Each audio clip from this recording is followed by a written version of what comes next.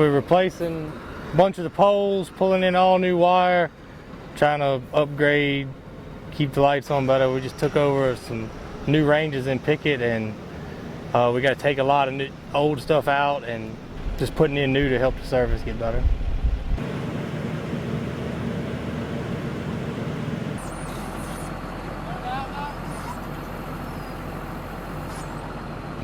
But it's a real big job, involves working a lot of the places out here on the whole base. We've always worked in Pickett, but we just took these ranges over maybe a couple months ago. These 40-foot poles should be about 6 foot. You do 10% of the pole plus 2, so 4 foot, and then plus 2 would be 6 foot.